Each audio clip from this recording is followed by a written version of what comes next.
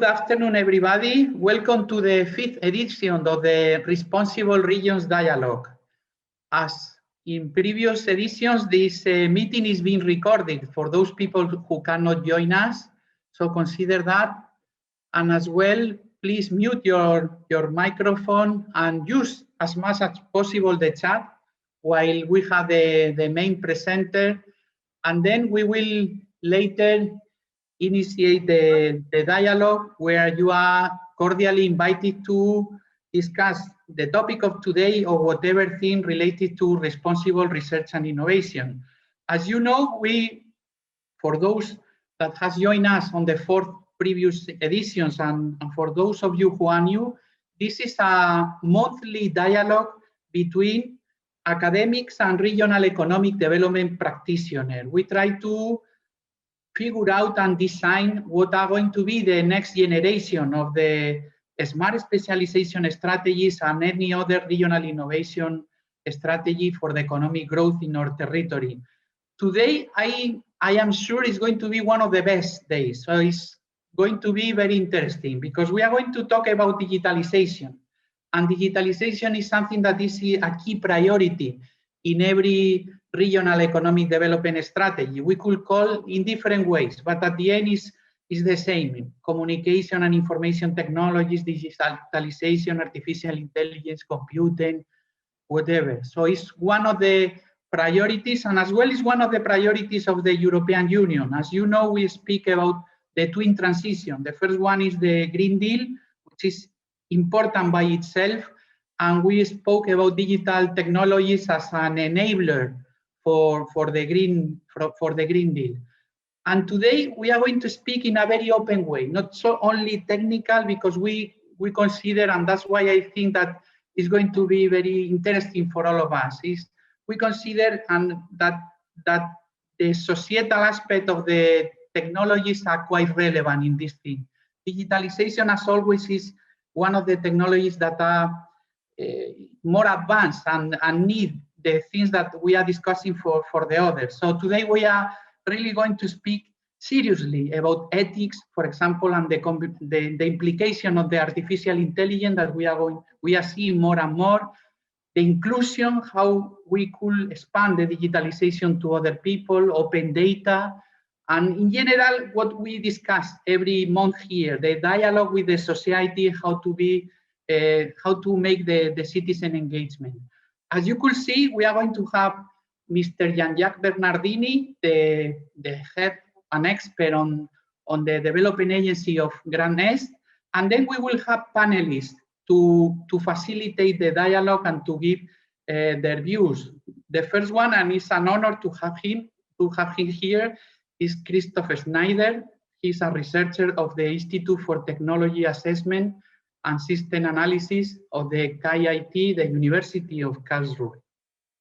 And then we will have two members of EURADA, Daniel Janeiro, from the Development Agency of Alentejo, and my former colleague, Antonio Romero, that will connect by phone, and we hope that we will work from the Development Agency of the region of Murcia.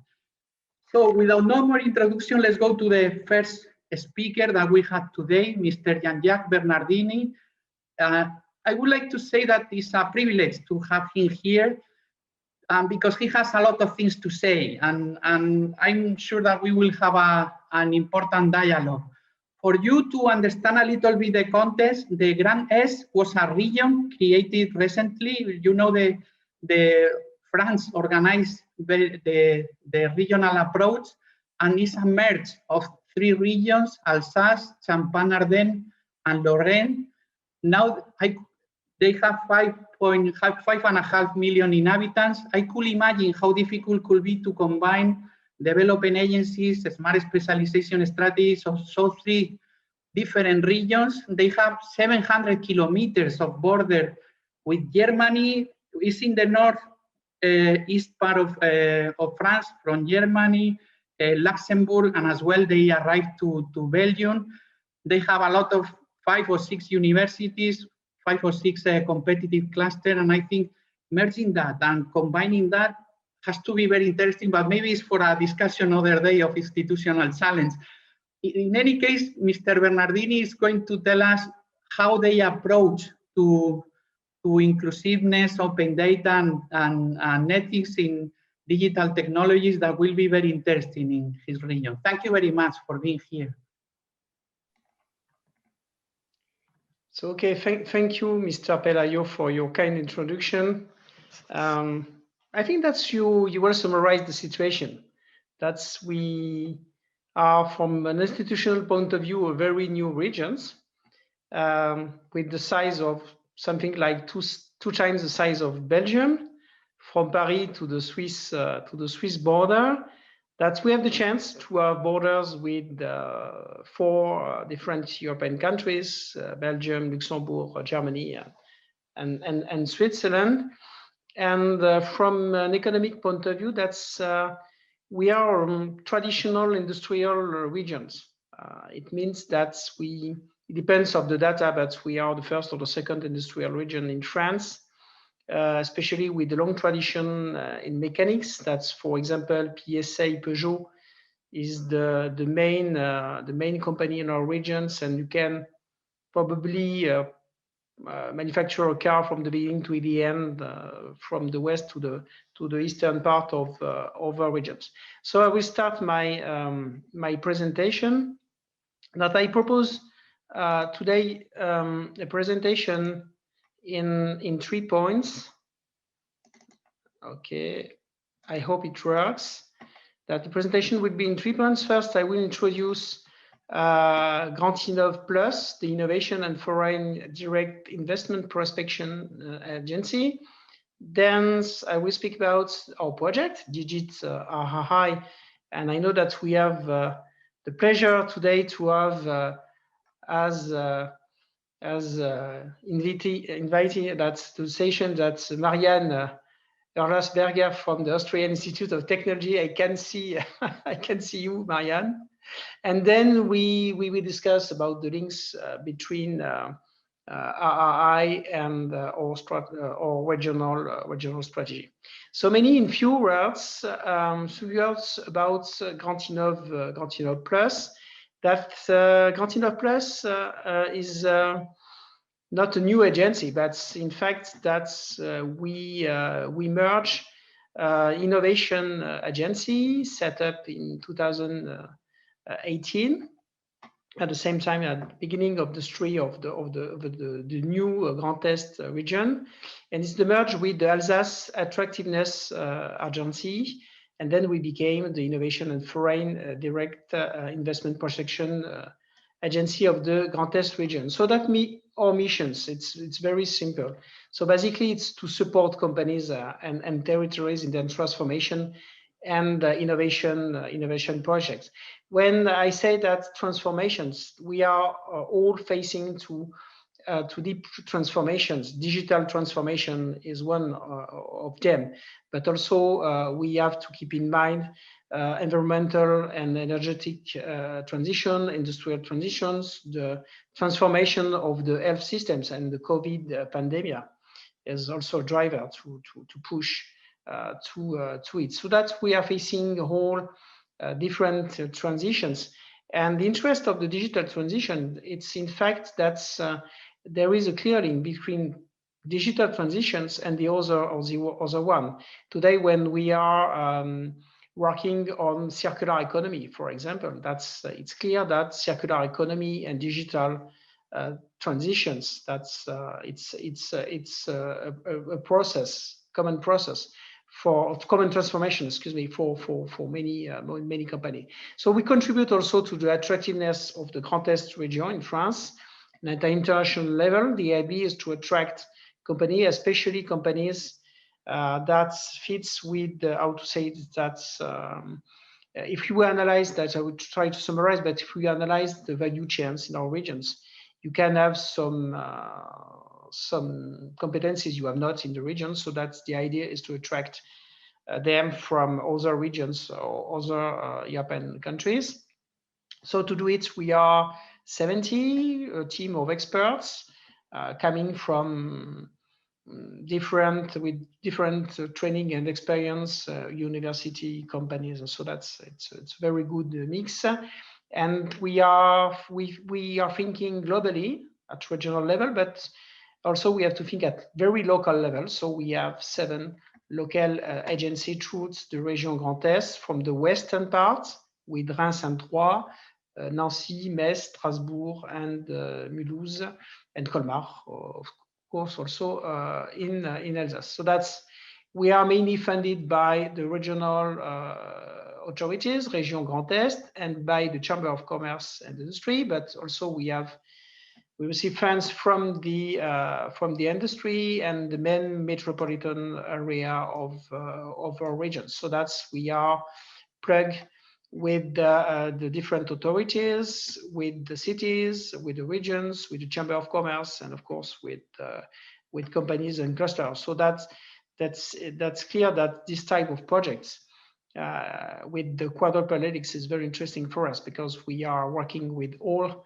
the stakeholders mentioned in the quadruple helix. And also we receive funding from the European Commission. We are a member of the Enterprise Europe network, and also we receive funds from the European Commissions, and DigiTeRRI is a good example, because we receive funds from Horizon 2020 program for this project. And maybe just to summarize for the innovation agency, so the idea is to identify the bottlenecks in the innovation process, then to help the companies to incorporate best practices in innovations. Also that we're working at value chain level and sectors, aiming at we support structuring them, for example, energetic transition, tourism, or other type of industries.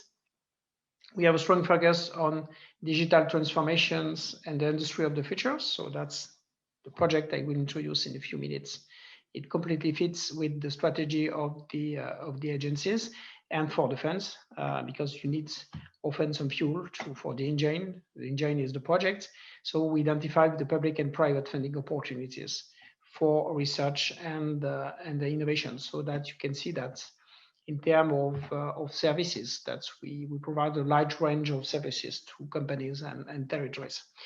But now I will introduce the DigiTeRRI project.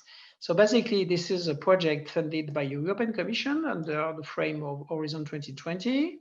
We received the go from the European Commission at the end of 2019. So that's its 3 years duration project from 2020 to 2022 with a global budget of 2 million euros. But most important, this project gathers 12 partners coming from 5 countries, Sweden, France, Spain, Norway, and Austria. And the coordinator is the Austrian Institute of Technology with Marianne, which participates to the meeting today. And Marianne has a huge experience on responsible research and innovations. She participated to several projects. And I think that the first time we met together, it was for another project dealing with additive manufacturing and responsible and research innovations. That's also gather another partner in our consortium, which is Materialia, a cluster focused on materials and production processes.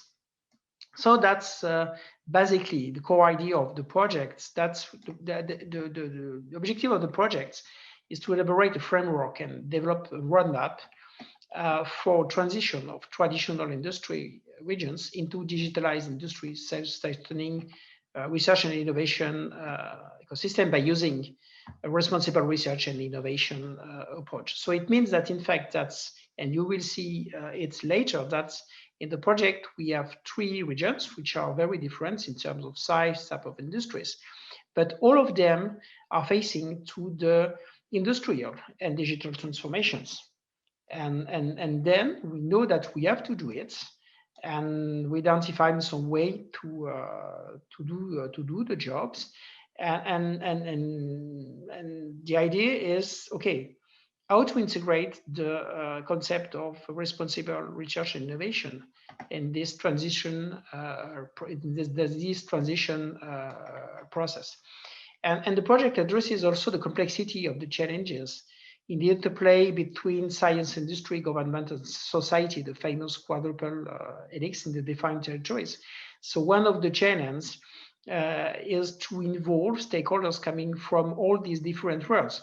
And just before the beginning of the meeting, we discussed this point with the panelist, Mr. Perayo, but in fact, that's one of the challenge is to attract people that are not, it's not easy for them to discuss with the other because they don't know each other. So in such kind of projects, I think it's one of the outputs that is the way to attract people and to open some discussions between people that have not it's not usual for them to work together.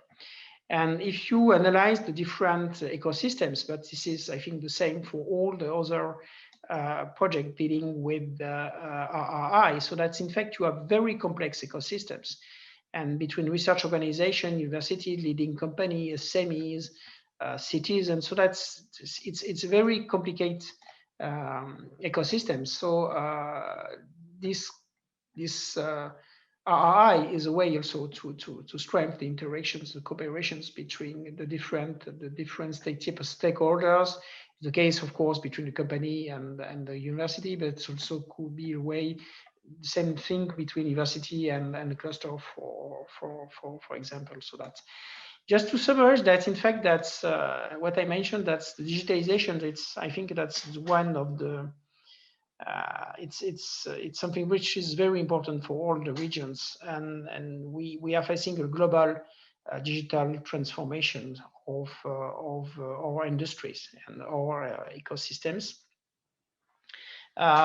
This is a trend. This is not a tsunami. It means that we can do things that not just are not waiting for that it happens. And we can strengthen cooperations between stakeholders of the quadruple helix. I think that's to try to be more intelligent and then to use this transformation as a opportunities for our territories. And in fact, it is interest for us also to participate to such a kind of projects with Swedish and Austrian partners, but also to have the chance to work, for example, with Germany and other European countries, is how to identify some good practices and then to implement in our regions. And of course, the Corona pandemic will accelerate the processes, and especially the digitalization of the society and the industry. So it's a driving force, and we can consider not only as a drama, but also as a driving force to accelerate the transition. The three territories in our projects, Värmland, Grand Est and DigiTeRRI, Steiermark. Värmland is a small region between Norway and Sweden. That's it's 10% of the population of Grand Est, but it's very interesting region with a strong paper industry, universities. So that's with the very nice ecosystem. It's exactly the same for Styria, industrial regions, and with strong links between universities, companies, local authorities, and in fact that's the paper industry, the mechanical industry. That's we are facing all the challenges, and we have to use the digitalization as a way to increase the competitiveness of different industries. So you have here a summary of the partnership with the Austrian Institute of Technology as coordinators. At French level, that we are three in the partnerships. We are the coordinator of the French partnership, that we are working with the University of Lorraine, one of the main university in our regions, that's in the center of regions, and Materalia. Materalia is a competitiveness cluster with a huge experience on materials and production process. And as I mentioned, that in Grand Est, in Grand Innov Plus, we have also activities dedicated to digitalization of the industry. So when you mix the partnerships, so that I think that you have good example of competencies that are needed for the digitalization. So for the process, I will not spend many times on it because it's a very traditional one. That's with and this is the moment we are working at the moment on this part of the project. This is the road mapping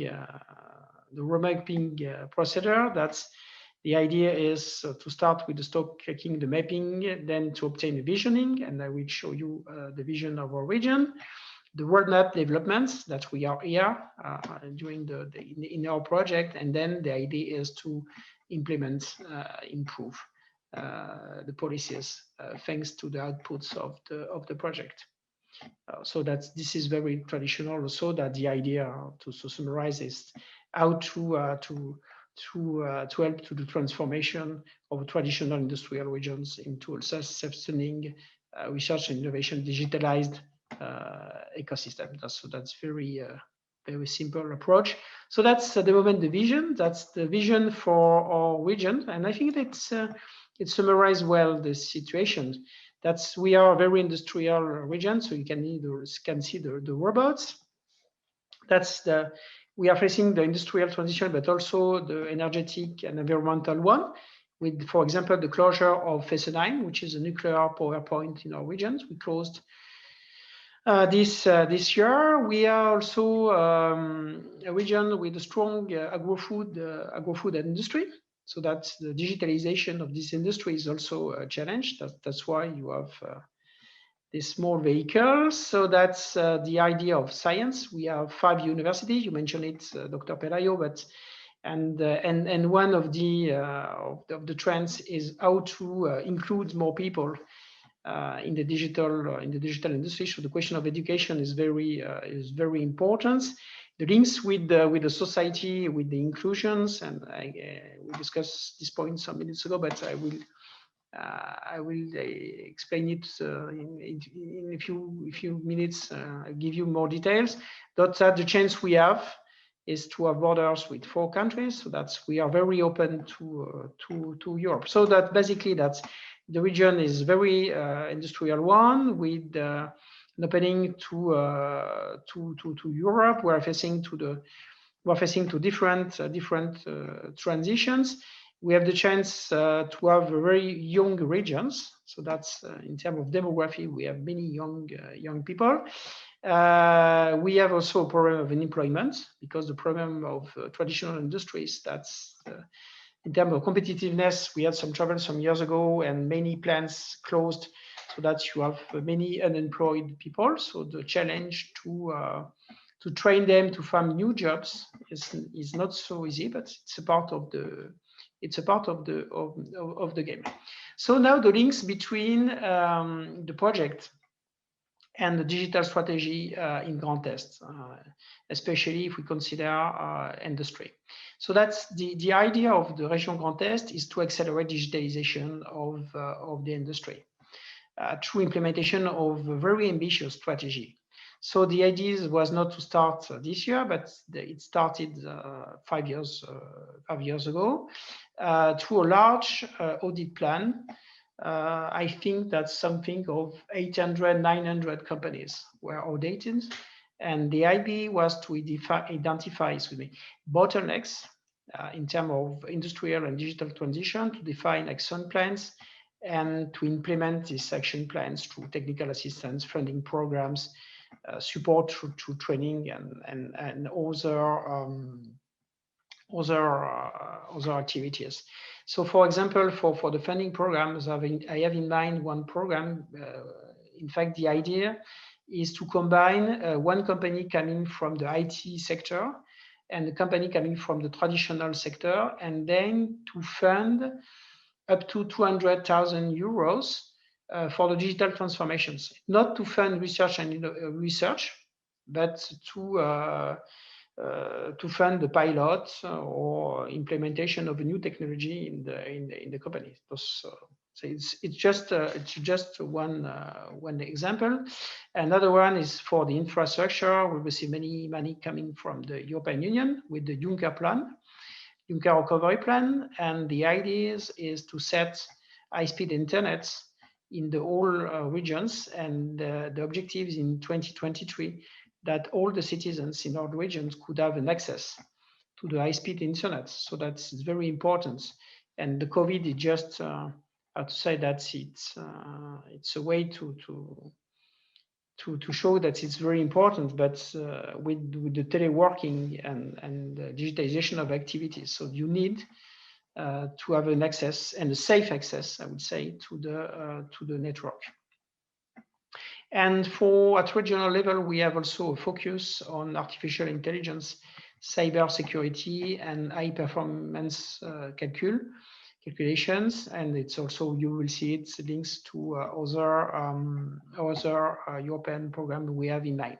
So if you could summarize, that's the impact of responsible research and innovations on the different policies. You can have impact, of course, on the different activities. If you consider European programs, the Smart Specialisation Strategy, at the same moment, we are setting up a regional digital institutes. So that's, we have clear links between RRI and this one. For transnational cooperation, there are some links with the Interreg programs. And also, I have to mention that the links between RRI and the European Digital Innovation Hubs, and in our regions, I think that all the regions are working on this topic. So what could be the impact between all these type of projects? If we consider the Smart Specialization Strategy, and I think that we have the chance to discuss about RRI at the moment of the definition of the new programs for the period 2021-2027. So that's the regional authorities in charge of setting up the new S3 in our regions.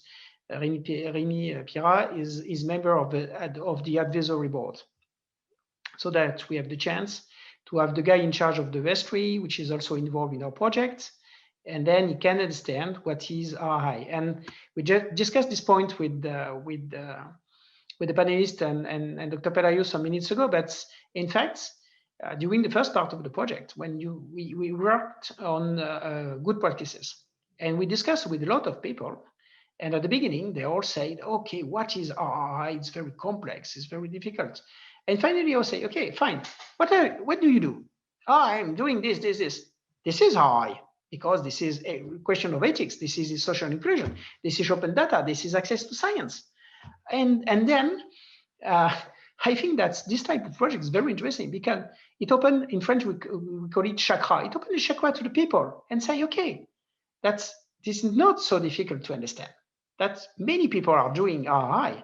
And this type of project, we can give you a framework, and you are maybe working only on the part of the RRI. And then maybe you can see that there are other links with another topic like social inclusion and so on and so on. So that's, in fact, and for Smart Specialization Strategy, it's interesting because when we worked on the first draft of the documents, we saw immediately that there are some links between. For the European Digital Innovation Hubs, you know, all that this is very ambitious idea of the European Commission of DG Connect, and you have many activities, 4 activities, maybe test before invest, education, networking, and investment. But for example, inclusion, when you are considering RI or gender equity, if you consider the pillar education and training. So the idea that I mentioned it some minutes ago, but we are all facing the main problem is to find the people to do the digitalization in the companies, or maybe for consultants to find people that could work to do it. So the question is how to increase the number of people trained on digital, and for example, that's all initiatives. I think to several initiatives at regional level, but for example, École 42 or École Simplon, this is always the same scheme. It's a sort of a second chance schools. So how to attract people who left, for example, schools at 14 or 16 years old, and then to say that you can find a job. And for example, École Simplon, 2 jobs per people per training after the training period. So that's very interesting. And the ethics, is especially when we are discussing about artificial intelligence. So that's clear links with with ethics. And if you consider all the European policies, the idea of the European sovereignty in terms of digital, so that's ethics. It's a central question. For the Regional Digital Institute, which is a step before the European DRH, so the question of artificial intelligence and ethics, and to combine, for example, competency coming from social science and digital sciences, and then TeRRItoria, because we have the chance to have many cooperations with German, Swiss, Belgium, and Luxembourg, and partner from Luxembourg, but also in the B spaces, in the European space and Northwestern Europe, with the agencies cluster also, and we can notice that the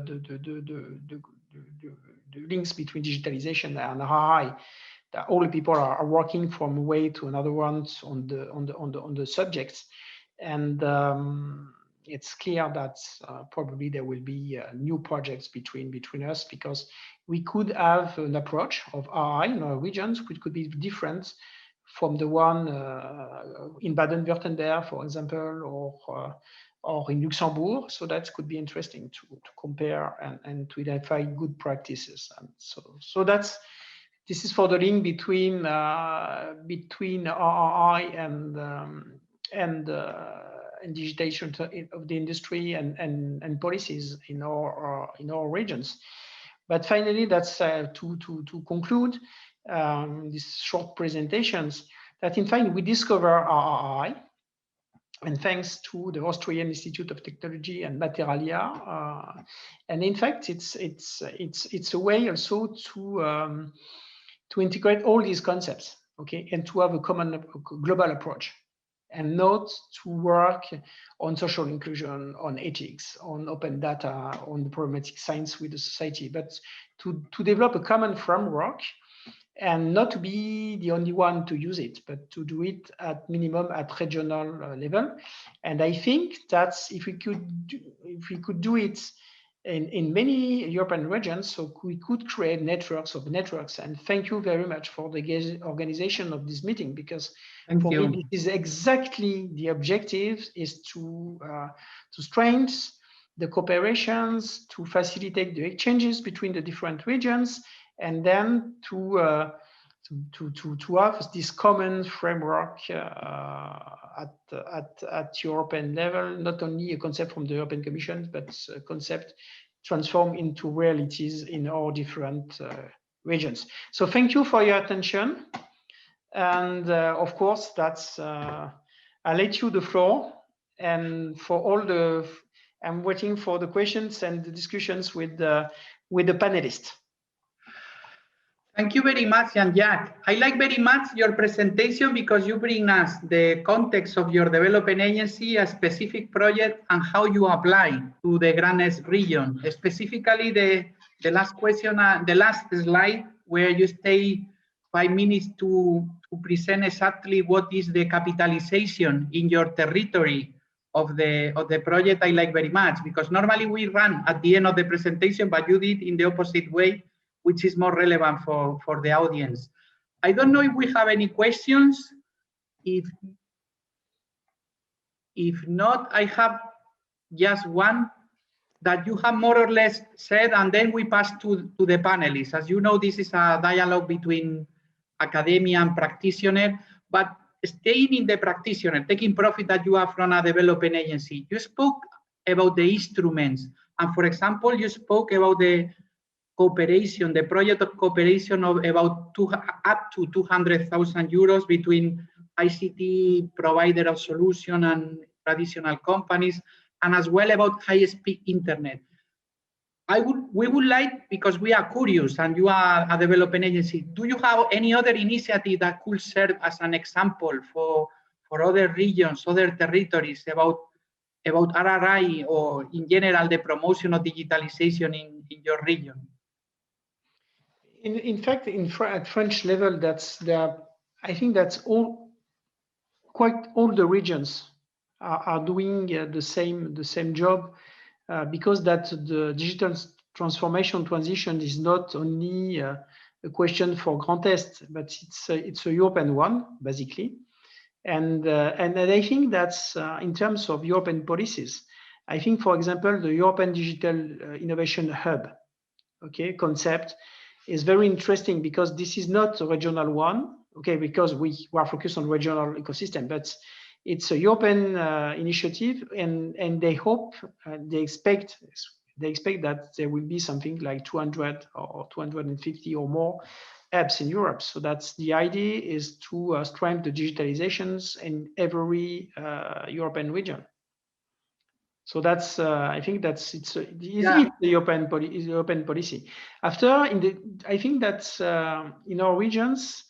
I think it depends also of the people. We had the chance to have a vice president in charge of digital activities, which is a person with a background.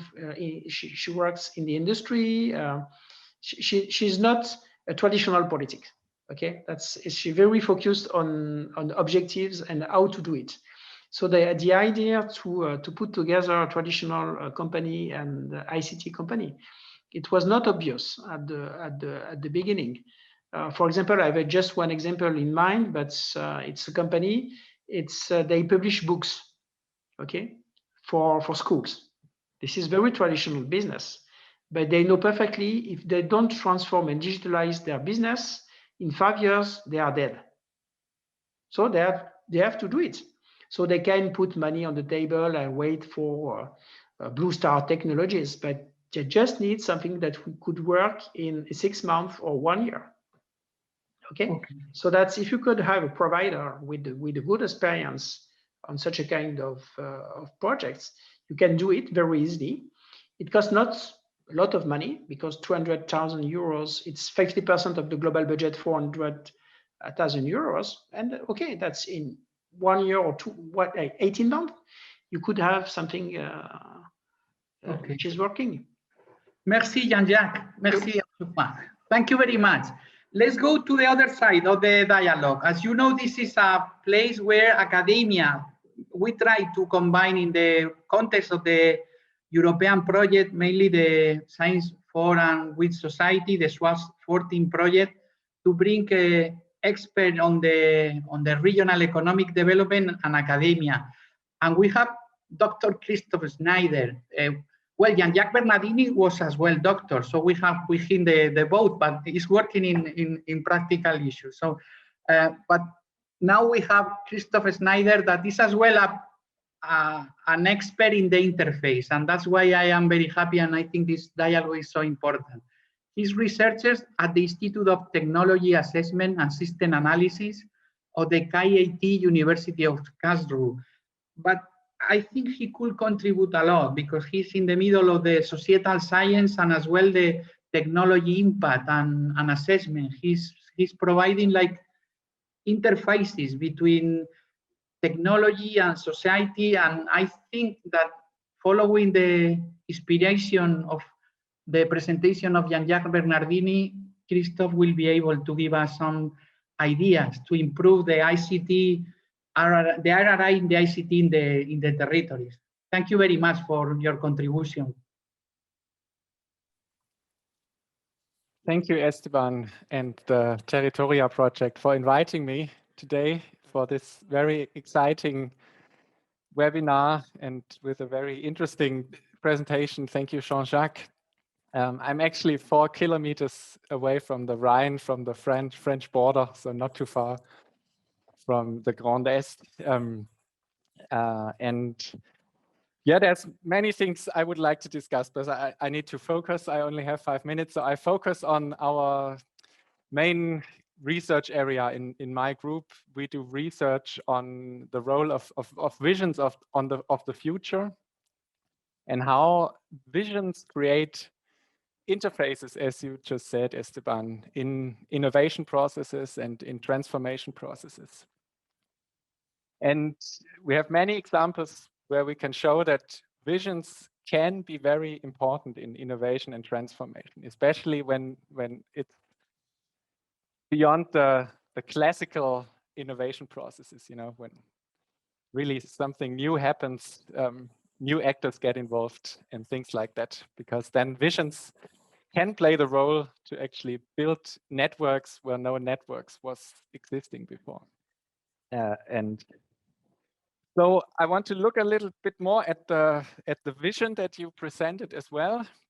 And I have a couple of questions in mind for our dialogue. And first of all, in general, I must say, from our research, we know that visions are very important, but visions are in a way, or can be, ambivalent beasts. Of course, visions can bring people together, but they can also drive people apart from each other. And of course, visions are necessary to define goals, but goals can also become too inflexible in a highly dynamic and complex world and transformation processes. And visions, of course, they create expectations that are sometimes necessary, so that people, in a way, plan with visions, or that they expect that others do something to realize a certain goal. But also expectations can be disappointed. And this can then lead to, in a way, the breakup of networks or other things. So I think it's very important when building such initiatives to carefully consider the visions in the whole process. You showed us this the vision with the nice graphics. So I guess, you know, you put a lot of thought already in that vision, and you have put thought into how to present that vision. And I think that it's very interesting, the fourth or fifth point, you had the aspect with the borders. You know, we have many borders to other countries. We are an open region and in the middle of Europe. And that was a place in your vision where you could really see there's an effort going on to link the abstract discussion about the digital transformation, where and basically you can talk about the digital transformation anywhere, in Silicon Valley, in Shanghai, blah, blah, blah. They all know how to speak about artificial intelligence and big data. But what they, in a way, you know, what makes it special is like, what is our digital transformation? What does it mean to us in our region? And I think there's maybe some potential here to foster this regional aspect even more in the vision, so that in a way the goals that you talk about and the futures that you want to achieve are not only about the artificial intelligence and digital industry, but create a stronger link, a stronger interface to the society in the region. In a way, give a story of why this will then be our digital transformation. In a way, what makes the digitalization of the Grand Est in a responsible manner? What makes it special to the people there? How does it align with the regional traditions? And I think in general, because visions can be very important, and because digitalization is basically, it's too full of visions, if we will. There are basically too many visions around of what digital technology can do. It leads to a lot of confusion. It leads to fear in some people. It leads to maybe grand expectations of how big companies may solve all the problems. But in a way, I think we need to enter a phase where we become able to talk in much more concrete terms about, say, a responsible vision of digitalization. And this needs to be, you know, not only this abstract, that it includes anticipation and reflexivity and open science and inclusion, but in a way it needs to become meaningful to the people in the region or in the industries and in the schools. What that means, what examples are that they can look at and see, yeah, that's a responsible way of doing this, and it's even it's our way. It speaks to the values in our region. It speaks to traditions that we have. And so, yeah, I'm curious about your thoughts and how we can discuss this further about, making a responsible vision with a regional identity. And maybe you can also say something more about how important this vision is in your project. Is it now that it's there, or is it really actively used by different stakeholders? Do they talk about this? Do they transform it? Is there an ongoing exchange about this vision, or is it, now that it's there, now we go to the other project phases? I'm not saying that one is better or worse. I'm just interested as a researcher in how you approach that. Thank you very much for the contribution. I think Jean Jacques want to say something, or we pass to Daniel. Jean Jacques, you want to say something, and then we. No, just maybe one thing to answer to Christophe. Yes.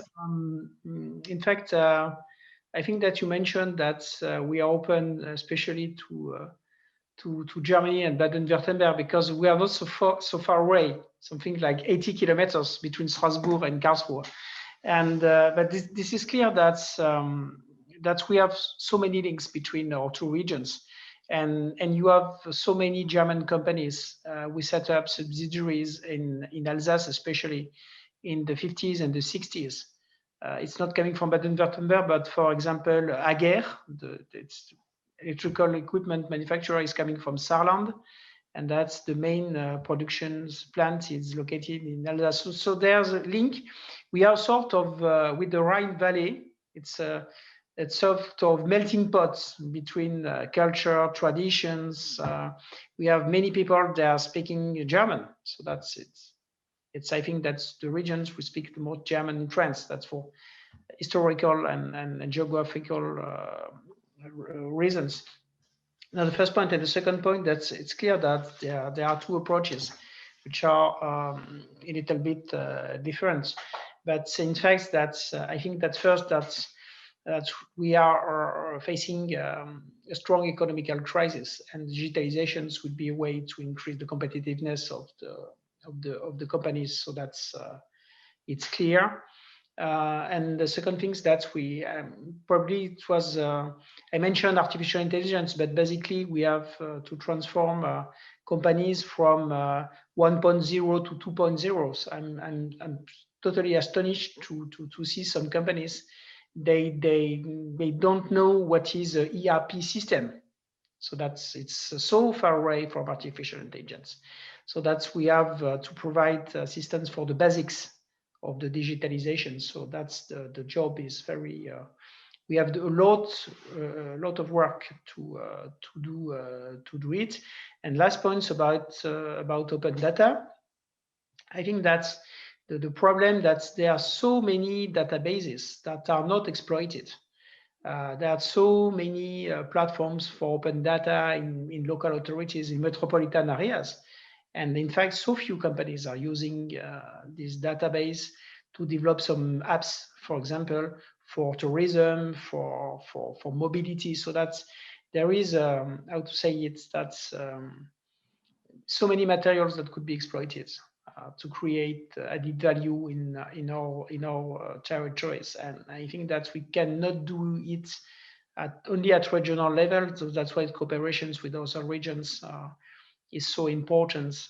And we're working, for example, with another project with City of Constance and Bevecon in Baden-Württemberg on this topic. So thanks, Christophe. It is very interesting. Yes, I was going to say yes.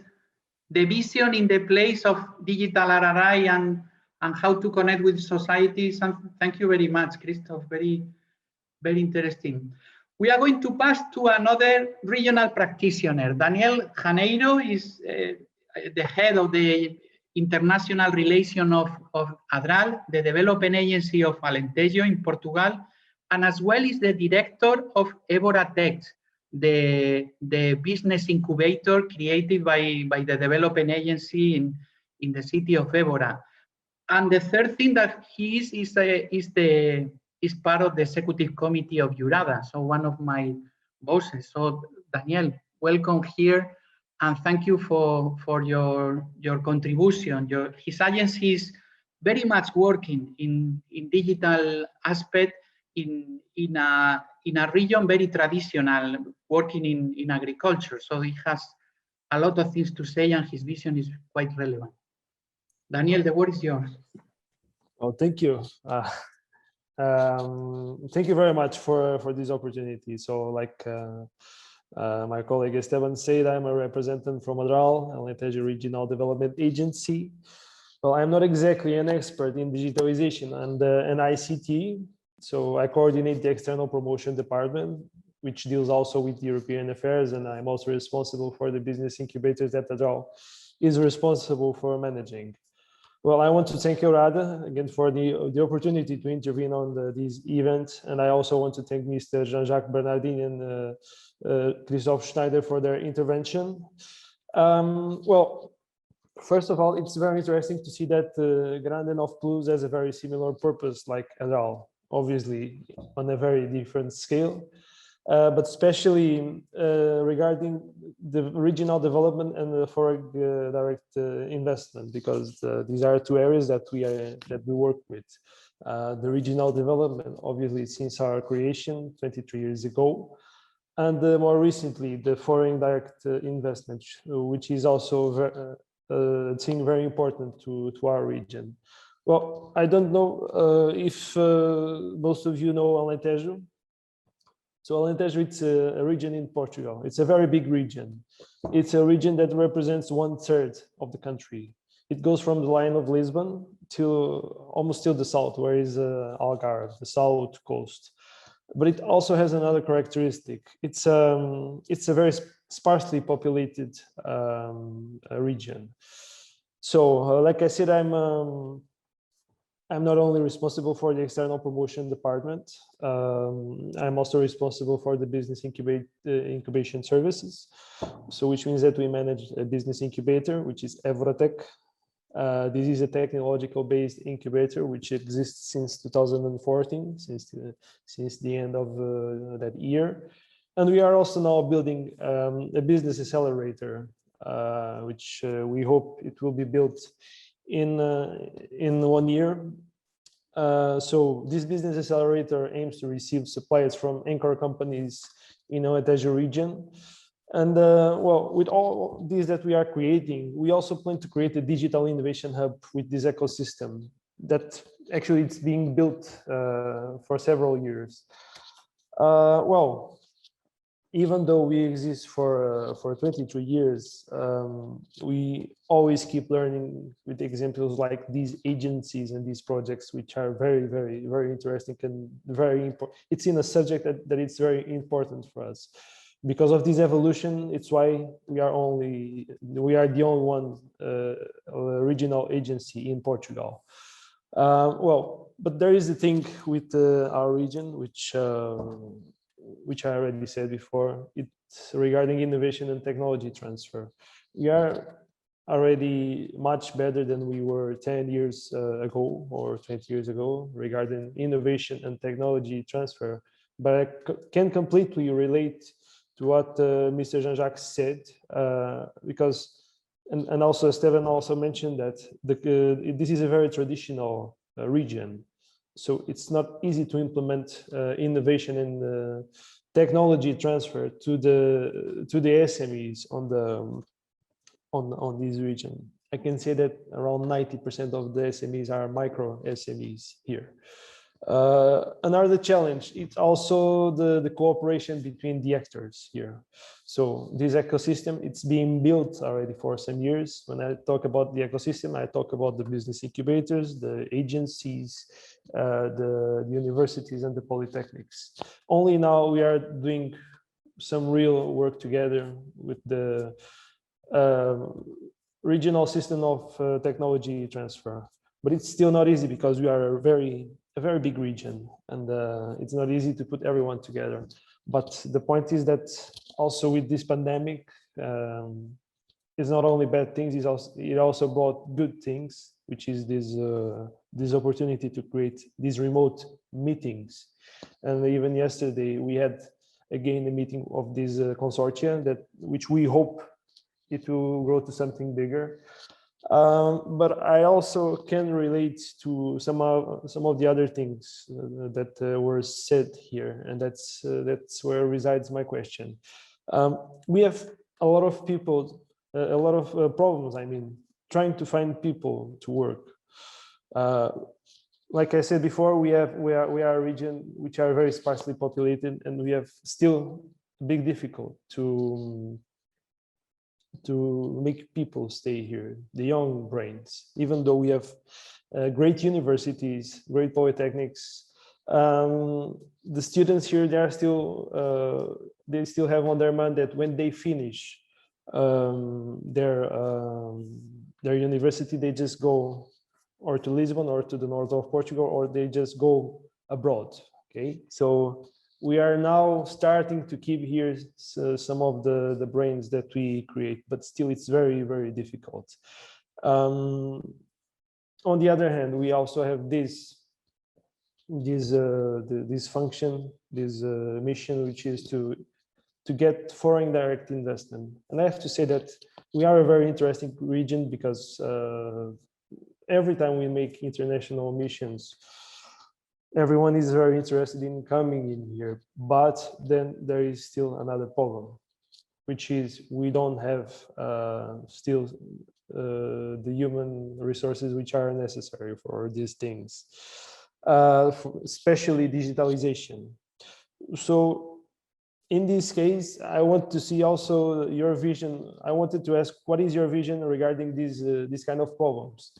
You are an interesting region. You are able to attract companies here, but then you have you don't have human resources. On the other hand, human resources, they are here finishing their university, but then they leave because they don't see big opportunities here. So it's kind of, we are in a transition and we don't know exactly still what is the best way. Well, thank you. I think I didn't pass the 5 minutes. So thank you very much. Thank you, Daniel. Thank you, Daniel. Jean Jacques, I don't know if you want to answer about the human resources or the cooperation among stakeholders. So yes, I can answer just very briefly. Thank you. Okay. Thank you very much, Daniel, for your question. You said that we have enough people. That's we have also a very high unemployment rate, which is twice the employment rate of our friends from Baden-Württemberg. And I think that one of the main difference is training and education, and training. And the problem, that's the companies that don't have enough resources. They don't have enough trained resources. And I think, to answer to your questions, that there are several things that I think that there is a question of infrastructure. Okay, especially for digitalization, we need to have state-of-the-art infrastructures in terms, for example, high-speed internet. Tomorrow it will be 5G and other technologies first. And I think that we could have public initiative, but could also mix with private ones. And what I mentioned in my presentation with École 42 and École Simplon, clearly this is private initiatives coming from entrepreneurs. Xavier Niel, which is one of the tycoon of internet in France. So his ideas is to train many people, okay? Because his mantra or his motto is that if you can educate people, if you can train people, they will find a job, and then it's good for the country. So that's basically. And I think maybe that's could be shocking, but pandemia could be a chance. Because in France, in the case, you have so many people who left Paris and Ile-de-France to spend 2 months, 3 months in the western part or in the southwestern part. So that's, I think that the pandemic will initiate a change, and the question of the attractiveness the metropolitan areas, I think it's not so simple than 2 or 3 years ago. In France, especially, we have an economist, Pisani-Ferry. For him, that's the future in France is the metropolitan areas, and between the metropolitan areas, quasi nothing. Okay, I think that the pandemic changed completely the paradigm. And I think that for questions of quality of life and many other questions, that I think the attractiveness of the territories, they will have some changes in the next year. And last but not least, when you are speaking about digitalizations, what do you need? A computer. You can work from in your regions, you can work in Lisbon. If you have a good infrastructure of transport, and you can easily go from one point to another one, and you have a Zoom system. So that's, I think that's digitalization of the industry and digitalization of our life. That's the both. That's it will change many things in the years. I think that the pandemic is a revolution. It was before an evolution. Now it's a revolution, and it speed up the process. And I think for the territories, in terms of attractiveness, it will change many things. I'm optimistic. Okay, we have an extra panelist, and I'm going to explain you why. Is Antonio Romero, maybe sounds old for you, but is developing, is nowadays is the head of the innovation department in the Regional Development Agency. He's connecting by phone, so sorry for the sound, but we wanted him to participate because he was developing regional strategies on digitalization in the late 90s, before Mikel Landavaso and the European Commission were promoting the smart specialization. They were promoting plans for digitalization in the regions, and as well plans for innovation together. Antonio started in the development agency making the first plan of the region of Murcia in digitalization. Later, he became the head of the innovation department, and as well the main operative responsible in the region of smart specialization. That's why I thought that it was important to have him here and his contribution. Antonio, the word is yours. Okay, thank you. What are you thinking? Yes. I don't know if you can listen to me and perfectly. Understand me. Okay. Perfectly. Sorry, because I'm not at home. I'm in the car. Of course, the car is stopped, so don't worry for me. I had to go to the school to bring my daughter, so I will try to do this small presentation with this line. I don't know if I will have some problem with the sound. Sorry, any case. Okay, so in the first, I'm the head of the innovation department, as Esteban mentioned. We have been working in ICT and digital transition for many years.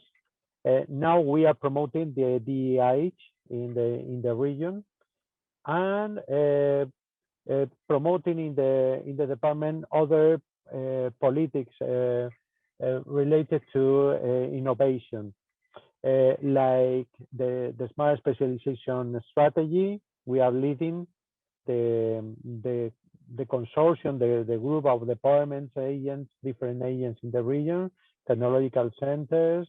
Also, we are also the EEN node in the region of Murcia. And I mention all of this because I think it was something that Esteban mentioned, Christopher mentioned, and I will do again. And it's about the vision.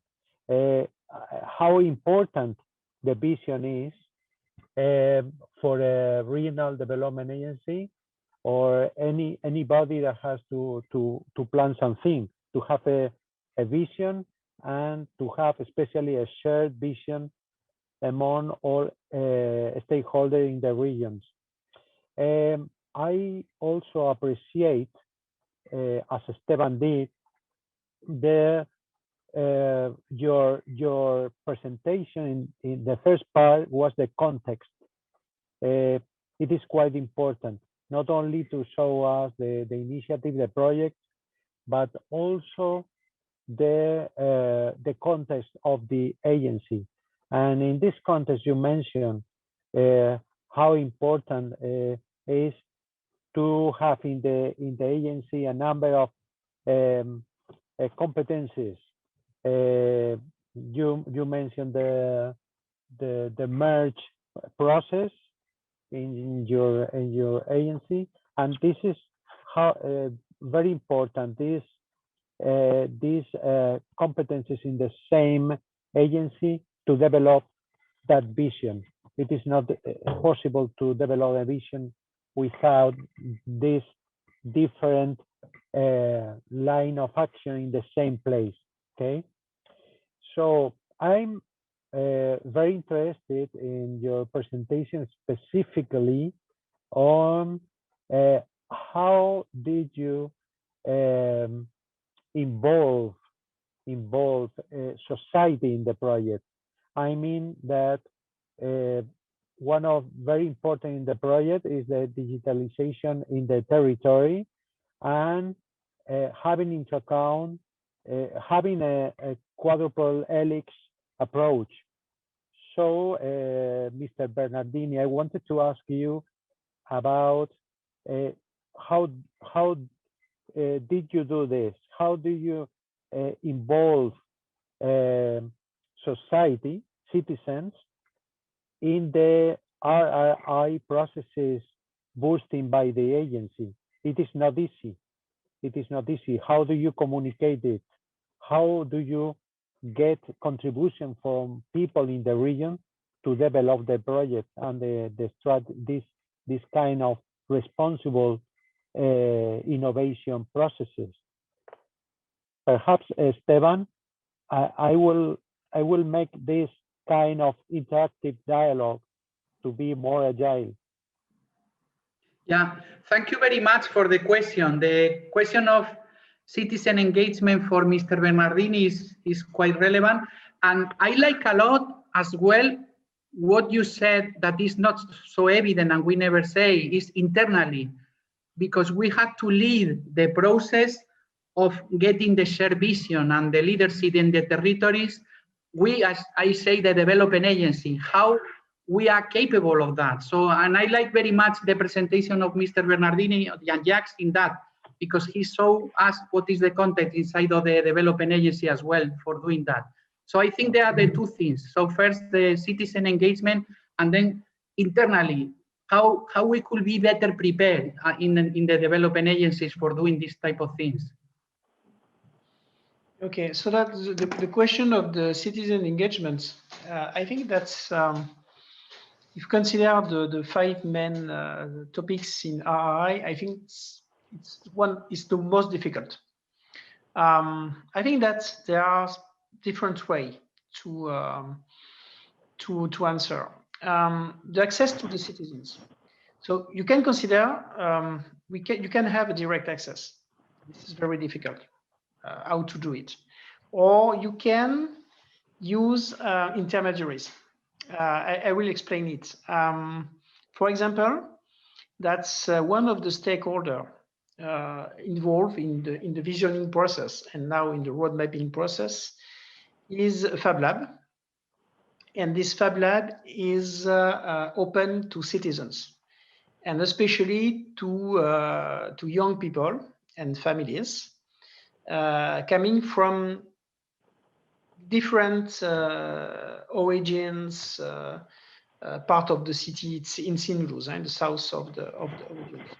So and its importance in terms when we are discussing about inclusion, when we're discussing about open access to the science.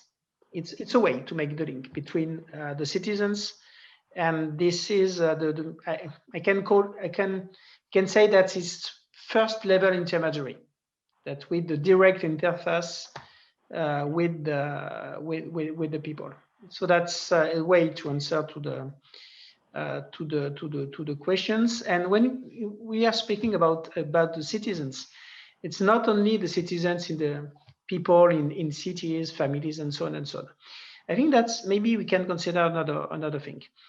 In some companies, you have very interesting approach in terms of creativity or innovation processes. I mentioned the Fab Lab, but one of the stakeholders involved in the roadmap is a company, Axon Cable, and this company internally developed a Fab Lab, open to the workers, open to the engineers, and they could spend 1 hour or 2 hours half a day for a project. Okay, their own project. And we discussed with the people in charge of this activity, and he said that it's a booster, fantastic boost for creativity in the company, because people, they have some ideas, they spend short time in the Fab Lab discussing, and then they could lead to very brilliant ideas for the company. So it's not the citizen that, like maybe you have in mind in your question, but it's also a way to make the links between people and the different types of organizations. And of course, the question of training, so that it's direct answer. When you focus your efforts on people who left the school at 14 or 16 years old without any qualifications, so they are completely out of the employment market. So if you can develop some alternative trainings, like the one I mentioned, for example, during my presentations, you can attract them and then to give them a second chance to enter in employment markets and to find a good job. And to find a good job, not a job in the digital industry, and maybe to work in the industry, because the companies would like also to internalize some activities. So that's the discussions with the citizens. So it's a very interesting question that I think that if you consider all the issues related to RRI, there's many ways to make the links between citizens and the different branches of the RRI methodology concept of what you want, but with the RRI. I don't know if it's answer to your questions, but this is basically the approach we have in Grand Est in this project. Thank you, Mr. Bernardini. We start in the last part of the dialogue, and I wonder if anybody wants to say something on the public or our question. I see Maria Teresa Berlini says something. Maria Teresa in the chat says, if you could provide the name of the enterprise that is doing the internal Fab Lab open to citizens. We have many people from your territory as well. Okay, Axon Cables. Okay, thank you very much. It's there in the chat. I'm going to profit that Christoph is with us, and I personally like very much your comments. I would like the concept of the vision that divides, so that sometimes when we point somewhere, sometimes it's not so inclusive as we initially thought, even if we are planning on the future. My question is very practical. How we could be more inclusive in that division, because we are normally thinking that we have the shared vision for the smart specialization is in the process, or shared vision for other aspects.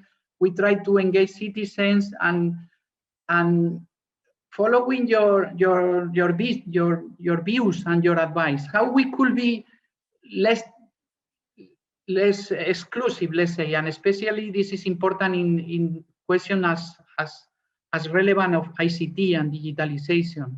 Do you have any recommendations? I know that is a very difficult question, but do you have any recommendation, Christoph? Yeah, it sure is difficult, but I think it's highly relevant what you ask here, because when we talk about responsible innovation, especially when we talk about that, we need to really consider the whole innovation process. And right at the, at the initial phases are often this agenda setting, the visioning, the strategy. And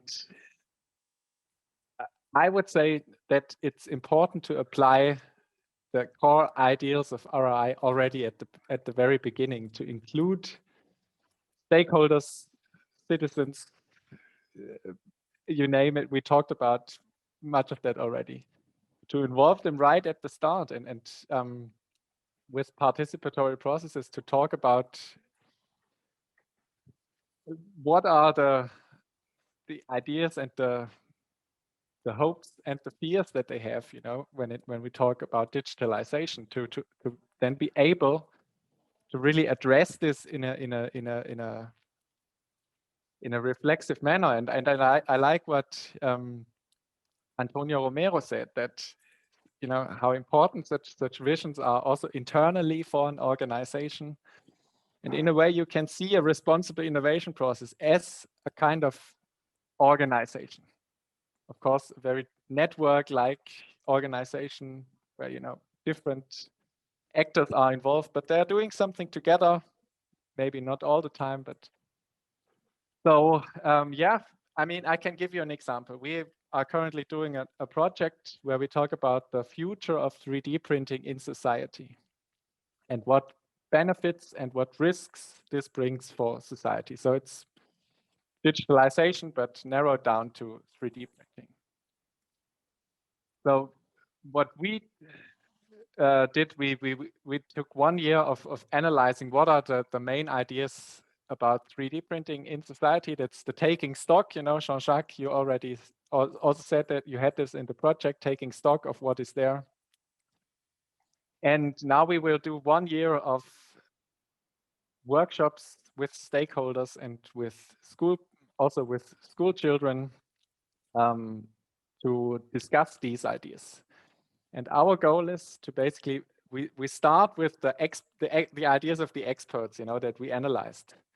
But we only want to bring them to the people as a starting point, to have something to discuss. And then the idea is to open this up, to transform these visions, and to also, in a way, co-evaluate them from different perspectives. And yeah, let's see, it will be very exciting, a lot of discussion to do. And it's not, I think often when we talk about innovation and digitalization, a main problem is that visions or the ideas that drive these processes are often exclusive ideas. They are made by experts in companies, in universities. Politicians take these expert ideas and use them in the political process. But yeah, I think it's worth trying out to open this from the very beginning, to see this as a basic. It's a democratic task, to involve stakeholders and people to define the goal that they want to reach together in a way. And it's not easy because it's so needs to involve many people. There is the question of power, who has the power to decide. It's there, even if we do responsible innovation, of course, we have different power structures and actors that are more powerful and others who are not powerful. Okay. Okay, thank you very much, Christoph. I don't know if Marianne would like to say something about the vision in DigiTeRRI. Marianne Holzberg, he wrote something in the... We have also Antonio Romero with the hands up. Eh? Okay, Antonio, please. Because you are in the telephone, we give you the priority. Thank you. It is not about the vision, but I didn't want to lose the opportunity to ask Mr. Bernardini about the chain of value approach. I mean, having a group of leading enterprise with several SMEs and researchers as a group on for working on digital transition. I don't know. I would like to know how did they selected these groups? How did they prioritize in case of having different sectors and different groups like this? And I wanted to know if they had a big demand on this, or was an approach coming from the agency to the enterprises, and they had to seek for the enterprises.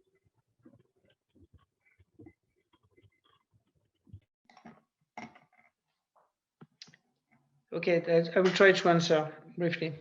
How to select the companies? That's first question. That's there are two ways to answer. The first, that's in effect basically, and it was mentioned by Marianne, but first we analyze the strengths and weaknesses of the territories, and of course we as one of the inputs is the typology of our industry, with a strong importance of mechanics of other traditional industry, textile, chemistries, and other ones, but traditional industries. So in fact, we identified some companies that have yet integrated some part of the concept of some part of the RRI. So we identified them during the first phase of the project, during the characterization of the ecosystem and the identification of good practices, for example. And then we have the chance as innovation agency to work with many companies, and not only companies who are considered as 2.0 or 3.0 or 4.0, but also with companies that are starting the digitalization process. So the idea and the interest of such kind of project is to mix the two populations and to show them that some other companies, they did a part of totally the job. And it's very important, because when you are a CEO of the company, you can discuss with another CEO of another company. So that's okay. The information is coming, or the practice is coming from something which is very similar to you, which is not a consultant or someone which is working in the innovation and development agency. So that's, in fact, you can consider that we are sort of intermediary between these two types of populations. And what we could bring first is to have a space in which the people will meet together. So the first things, and then it's to put some words on the different practices. And I think this is one of the interests of the RRI, so that, because I said during my presentations, so you have so many people that are doing some part of the RRI, but they just didn't know what is it exactly. And for example, someone working on gender equity could be interested by ethics, but don't know how to do it. So to meet for example, people coming from an academic, which is a sociologist with an expertise on ethics, for example, could be very interesting. Ethics and digital, which is not very simple topic for the company. So it could be a way to do it.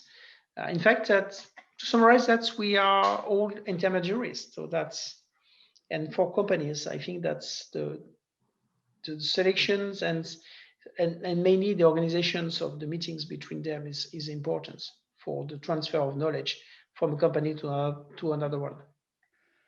Thank you, Mr. Bernardini, for this excellent presentation, and to all the panelists, Christophe, Daniel, and Antonio.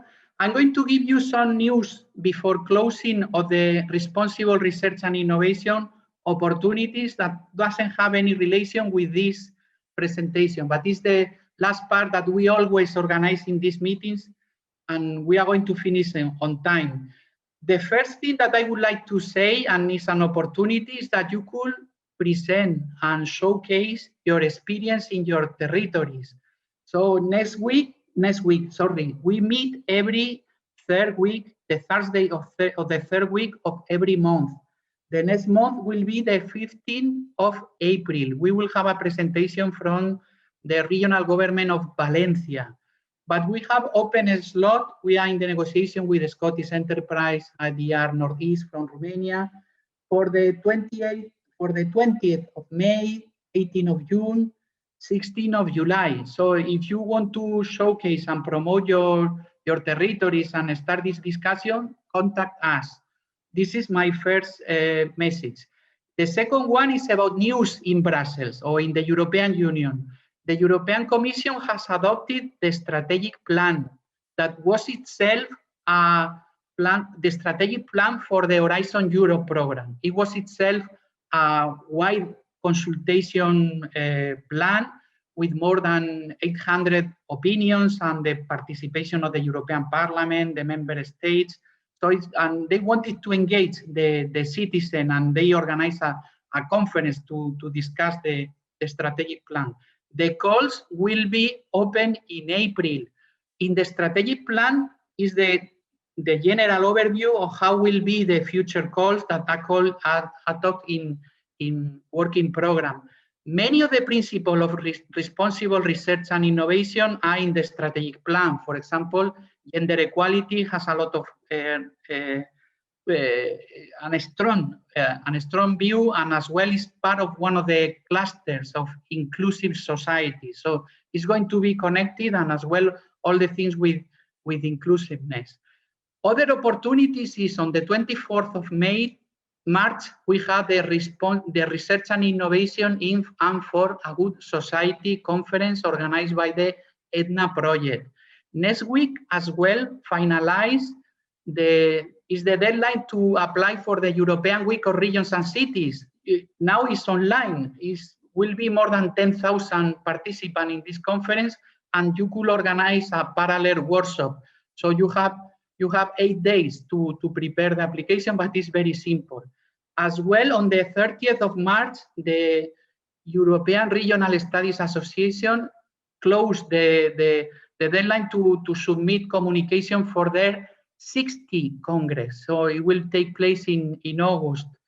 And then in June, we will have the Future Science and Communication Conference, and in September, in Rio 2020, the Congress on Research, Integrity and Practice. So thank you again to Mr. Bernardini, Jean Jacques, for this insightful presentation and inspiring, and the complementary vision of the 3 panelists. It has been a pleasure to be with you, and we will see you to learn from the region of Valencia on the 15th of April, same time, same place as well. Bye-bye.